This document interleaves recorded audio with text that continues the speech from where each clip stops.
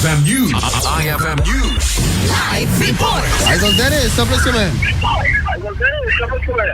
Maligatan, dagitay ang mga growers, itiya Ilocos sa Norte, kapag maligatan sa mga mangilapo, dagitay ang duktong mangga, iti probinsya di Ilocos Norte. Kasi manong karting Tolentino, sa masarok, sa pulong at nalada itiya Indeleng na kinipergi, kapag maligatan ang mga itiya Metro Manila. Baga na nga dati itiya kada truck, iti expect iti gasolina at 20,000 pesos, gamitan at tinag nga 50,000 pesos. Iti kadaldaw talo nga dati iti truck at kartarang imitan, masalangin, gapo pa lang tikinangina iti gasolina, ngayon na magastos no ang biyahe dyan Metro Manila.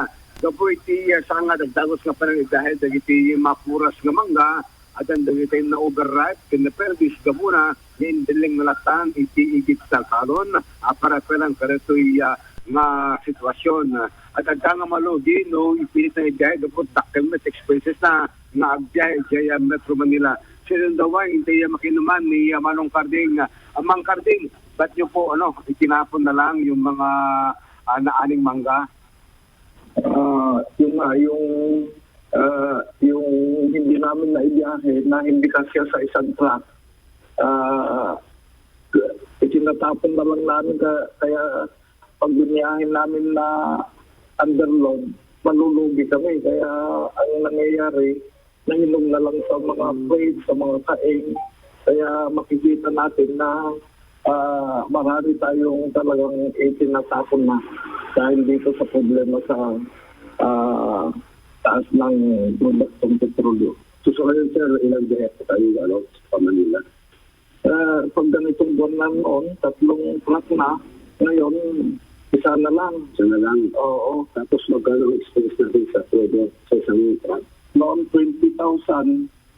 Sa isang biyahe ngayon, 50,000 na. Kulang pa raw sabi ng mga driver ko. Oo. So anong diskarte natin para at least hindi tayo masyadong malugi sa transport ng mga mangga? Itong pinipilit na lang namin na itasin yung mga napitirang bunga pa ng mangga namin para makatabla lang kami. Ang hinahabol na namin dito, tabla, wala na yung kita at mapabalik pa yung ibang kapital namin na gagamitin na naman namin sa sunod na pagmamangga. So yung mga hindi nagyahe, saan po natin ibebenta? Sa local market? Dito sa local market, kaya lang pare-pareho naman ang kon ng mga nag-spray ng mga dito. Hindi mo na kung kasi yung pagtitikas na override nyo sila sa puno. Kaya yung mga ibang hindi namin mabili yung mangga nila, pinitikas na nila at inikot-ikot na nila sa mga barangay doon na nila binabenta yung mga mangga nila. So, yung presyo ng mangga per kilometer? Mababa. Kaya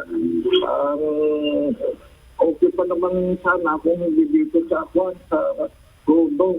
Iti agdama, kaya 30% pa lang iti naapit ng mangga, meaning dapat iti 70% nga maapit, agingana iti bulan iti Mayo.